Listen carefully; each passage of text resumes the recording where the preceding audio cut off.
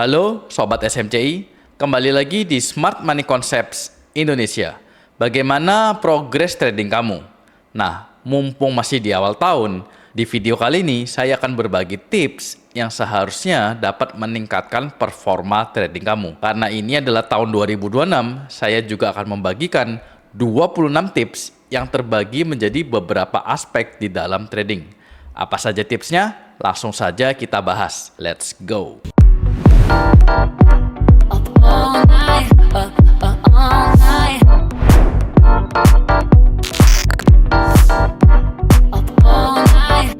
Tipsnya akan kita bagi menjadi 3 topik utama. Kita mulai dari tips seputar teknikal, lalu dilanjutkan dengan psikologi, dan terakhir kita akan bahas hal-hal yang lebih general. Tips yang pertama, perpendek jarak take profit kamu. Memang, saya selalu menyebutkan bahwa kelebihan utama Smart Money Concepts adalah di risk-reward rasionya yang tinggi. Akan tetapi, seiring berjalannya waktu dan pengalaman saya, risk-reward rasio yang tinggi ini tidaklah terlalu reliable. Mengapa? Karena risk-reward rasio yang tinggi tentunya memiliki win rate yang relatif lebih rendah. Dan ini akan berdampak ke psikologi. Atas dasar inilah lebih baik kita set take profit kita menjadi lebih rendah. Cukup di 1:1,5, 1:2, dan mentok-mentok 1:3. Ini akan berdampak ke psikologi kita yang lebih baik dan berujung ke performa kita yang membaik pula. Tips yang kedua, tidak perlu buffer yang terlalu besar untuk titik stop loss kita. Mengapa demikian? Karena kalau analisa kita memang sudah salah, maka buffer seluas apapun tidak akan dapat mengcover itu semua. Oleh karena itu, buffer cukup 1 pips dan pembulatan menjauh saja. Ini juga akan berdampak ke risk-reward rasio kita yang lebih baik. Tips yang ketiga, kamu masih pusing dengan penerapan liquidity yang sangat subjektif? Kabar baiknya, kamu dapat menggunakan 2 pilar Smart Money Concepts lainnya yang porsinya adalah 80%, yaitu market structure dan supply and demand. Kamu cukup gunakan 2 pilar ini, saya yakin performa trading kamu masih akan sangat bagus. Yang keempat, ingat, ada multiple time frame analysis. Dan ini tentu saja lebih baik ketimbang single time frame analysis. Kalau kamu masih malas atau belum mampu untuk 3 set time frame, maka kamu dapat memulai dengan 2 set time frame terlebih dahulu, yaitu higher time frame dan lower time frame. Dan ingat, urutannya begini, mulai dari higher time frame terlebih dahulu dengan kondisi zoom out, lalu kamu zoom in, kemudian turun ke lower time frame, sama mulai dari zoom out terlebih dahulu, lalu baru kamu zoom in. Itulah langkah multiple time frame analysis yang benar. Tips kelima ini cocok buat kamu yang ingin mendalami Smart Money Concepts lebih jauh lagi. Ingat, SMC masuk dalam kategori price action dan merupakan penyederhanaan dari ICT atau Inner Circle Trader. Oleh karena itu, kalau kamu ingin mendalami SMC lebih menyeluruh lagi, maka kamu dapat mempelajari ICT ini.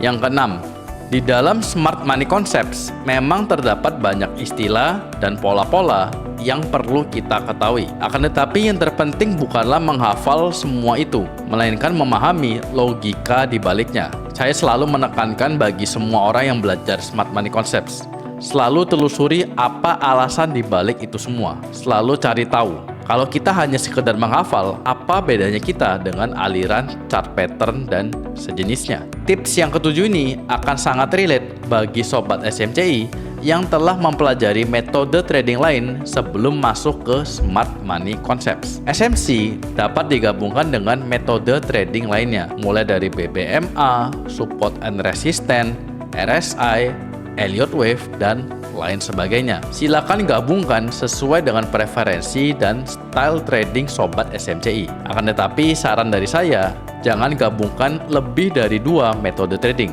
Karena apa? Karena akan membingungkan diri sendiri. Tips yang ke-8. Walaupun di tips yang sebelumnya saya mengatakan bahwa SMC dapat digabungkan dengan berbagai macam metode trading lainnya, akan tetapi SMCI sendiri menggabungkan SMC dengan analisis volume. Mengapa? Karena dengan analisis volume inilah kita dapat melihat di candle atau di waktu mana institusi besar itu masuk ke dalam market. Dengan demikian, analisis volume ini menjadi filter tambahan di dalam setup trading SMC kita.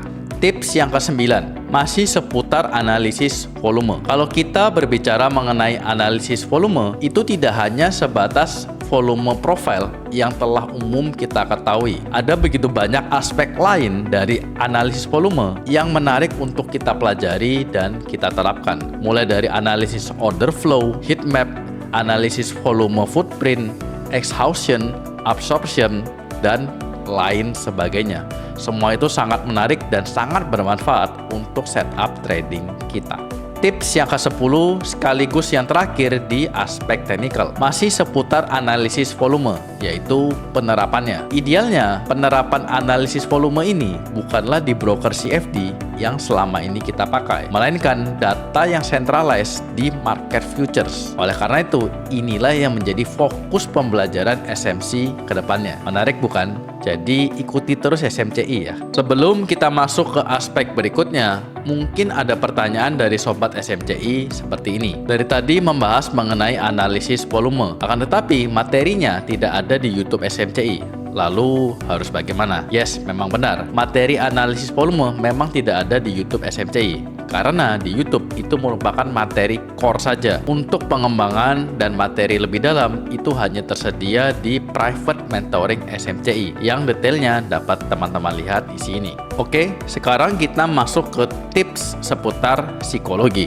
Tips yang pertama, setup atau peluang di dalam market itu akan selalu ada. Tugas kita hanyalah menunggu kapan setup tersebut datang, menunggu momen yang tepat. Nah, kalau terlewat bagaimana? Ya balik lagi, kita harus menunggu lagi. Yang terpenting, kita jangan sampai memaksakan untuk mencari setup yang sebetulnya tidak ada atau kurang ideal. Tips yang kedua adalah seputar jumlah pair yang masuk ke dalam watchlist kita. Patokannya seperti ini. Kalau kamu adalah scalper, maka jumlah pair yang masuk ke dalam watchlist seharusnya hanyalah 1 ataupun 2 pair saja. Lain halnya kalau kamu swing trader, kamu boleh memasukkan 3 sampai dengan 5 pair di dalam watchlist. Kita belajar dari pemenang trading competition sedunia tahun lalu. Dia hanya trade di 1 pair dalam 1 sesi tertentu saja. Tentu saja saat ini kita tidak dapat seperti itu. Akan tetapi ini menjadi gambaran ke depannya untuk kita semua. Ingat, trade lebih banyak belum tentu sama dengan profit yang lebih besar.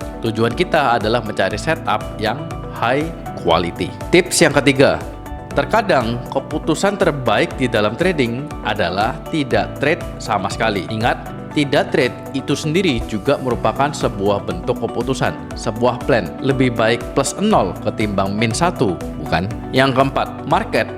That's why tugas kita bukanlah memahami market sepenuhnya, melainkan hanya bereaksi terhadap apa yang terjadi di dalam market tersebut. Tips yang kelima, disiplin merupakan kunci terpenting untuk meraih konsistensi performa di dalam trading. Ingat satu hal ini, lebih baik disiplin mengikuti trading plan dan berujung stop loss ketimbang TP atau profit. Akan tetapi itu merupakan hasil keputusan asal-asalan yang impulsif. Dengan kata lain, berbanggalah dengan SL-mu. Tips ke-6 ini memang tidak populer dan seringkali dipandang remeh oleh kebanyakan orang. Kita tidak perlu set target profit yang terlalu besar atau bahkan bombastis. Sebagai contoh, kita set target profit yang kelihatannya kecil, yaitu 5% per bulan. 5% per bulan kalau kita kali 12, maka dalam setahun kita akan mendapatkan 60% return. Instrumen investasi mana yang mampu menghasilkan 60% dalam setahun? Coba kamu cari. Tips yang ketujuh, kita berbicara mengenai manajemen resiko. Manajemen resiko untuk tiap orang itu berbeda-beda. Ada yang toleransi resikonya besar, ada yang rendah. Ada yang nyaman dengan risk per trade sebesar 5%, namun di lain pihak ada juga orang yang sudah deg-degan dengan risk per trade 0,5%. Jadi jangan paksakan standar kita ke orang lain, dan begitu pula sebaliknya. Jangan memaksakan untuk mengikuti standar orang lain ke dalam diri kita. Tips yang ke-8 masih seputar manajemen resiko. Walaupun trading merupakan bisnis yang scalable, akan tetapi besaran resiko itu tidak selalu sama untuk setiap tingkatan modal. Pedomannya seperti ini: makin besar modal yang kita tanamkan atau balance kita makin tinggi, maka persentase resiko kita itu seharusnya makin rendah. Tips berikutnya yaitu tips ke-9. Besarnya modal atau balance yang kita miliki itu akan sangat berpengaruh terhadap aktivitas trading kita, mulai dari strategi kita, manajemen risiko kita, sampai dengan psikologi kita. Oleh karena itu, saya mendorong semua sobat SMCI untuk memiliki source of income lebih dari satu. Miliki active income dan juga passive income. Lakukan juga diversifikasi instrumen. Tips yang ke-10 sekaligus yang terakhir untuk aspek psikologi. Komunitas itu sangat berpengaruh di dalam aktivitas trading kita. Yes, memang betul. Trading merupakan profesi yang lonely.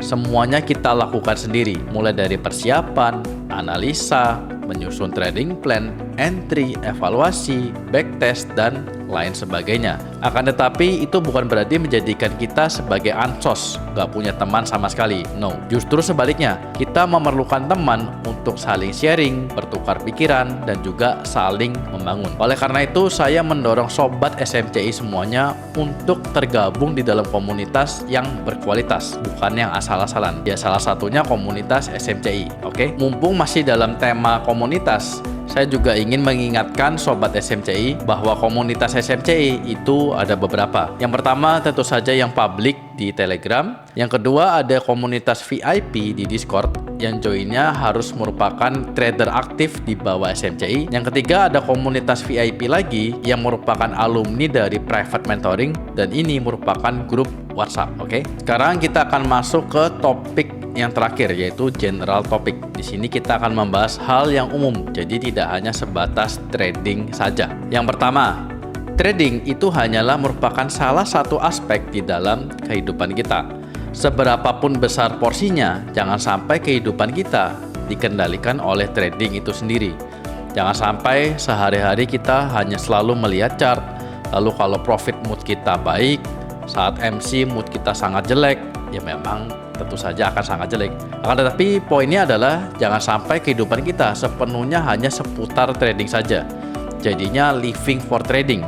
Milikilah trade life balance yang tepat saja. Yang kedua, ini mungkin berbeda-beda untuk tiap orang. Akan tetapi bagi saya, trading itu hanyalah merupakan sebuah sarana untuk memperoleh active income. Trading merupakan salah satu jalan untuk mencapai financial freedom.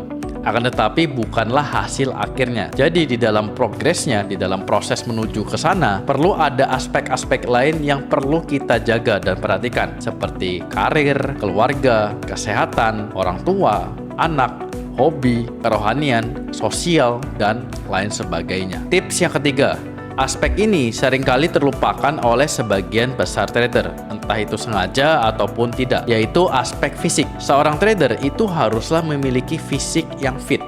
Mengapa? Kalau tidak fit, maka aktivitas tradingnya pun akan terganggu. Bayangkan, jika seorang trader itu sakit-sakitan atau bahkan memiliki gangguan jantung misalkan, maka ketika entry di dalam market, dia akan deg-degan dan ya something happen. Oleh karena itu, disiplin menjaga fisik itu juga merupakan kewajiban seorang trader. Dan juga hilangkan anggapan bahwa seorang trader itu harus introvert, di dalam ruangan, tidak menjaga penampilan. No, jangan sampai seperti itu. Pasang target seperti ini. Seorang trader itu harus kece, harus ganteng. Oke, kita sepakat ya. Trader SMCI harus kece, badai. Tips yang keempat yaitu seputar kerohanian. Trading dan kerohanian seringkali kita pandang sebagai dua aspek yang tidak berhubungan atau bahkan saling bertentangan. Tapi kenyataannya tidak demikian. Justru trading merupakan sebuah kegiatan yang sangat rohani. Ada pepatah seperti ini: do the best and let God do the rest. Dan itu sangat benar. Tugas kita sebagai seorang trader yaitu mempersiapkan yang terbaik, menyusun trading plan, belajar metodenya, evaluasi, backtest, dan lain sebagainya. Sisanya biarkan Tuhan yang menentukan hasilnya, ya melalui market itu sendiri. Akan tetapi yang terpenting kita melakukan bagian kita, yaitu do the best. Jangan malah sebaliknya ya. Ketika rohani justru penerapannya yang ngawur. Misalkan ketika entry tidak ada analisa yang oke, tidak ada trading plan-nya, manajemen risikonya pun ngawur, dan hanya berharap Tuhan tolong harganya berbalik. No, jangan seperti itu. Tips yang kelima, ini merupakan reminder bagi kita semua. Saat kita menjalankan aktivitas kita sehari-hari sebagai seorang trader, itu berarti kita membawa nama baik trader, dan kita memiliki beban moral untuk menjaga nama baik trader, khususnya trader Indonesia. Memang stigma orang-orang terhadap trader Indonesia itu masih kurang baik. Akan tetapi itu bukan berarti kita dapat memperkeruh keadaan dengan menjadi trader yang asal, seperti memperlakukan trading sebagai judi dan lain sebagainya. Justru sebaliknya, inilah tanggung jawab kita untuk memulihkan nama baik trader. Tunjukkan bahwa trading itu merupakan aktivitas yang profesional dan dapat membawa dampak baik bagi kehidupan kita semua. Tips yang terakhir, seorang trader itu harus mampu melakukan analisa yang tepat sasaran dan paling efisien untuk mencapai tujuan tersebut. Misalkan, kamu ingin belajar Smart Money Concepts secara lebih cepat dan progresnya terpantau. Nah, SMCI sudah ada SMCI Private Mentoring dan sudah ada juga tingkatan-tingkatannya. Lalu, apakah kamu ingin melakukan analisa secara mekanikal dan menghemat waktu? Maka sudah ada SMCI Indikator di TradingView. Atau kamu ingin belajar Smart Money Concepts, tapi kamu tidak ada cukup waktu untuk melihat semua video materi di SMCI dan kamu lebih suka versi tertulisnya. Nah, sudah ada juga SMCI e-book. Jadi semua fasilitas sudah tersedia bagi kamu. Kamu tinggal memilih dan menjalankannya. Oke, sekian dulu videonya. Semoga kamu sukses di tahun 2026 ini. See you on next video. Bye-bye.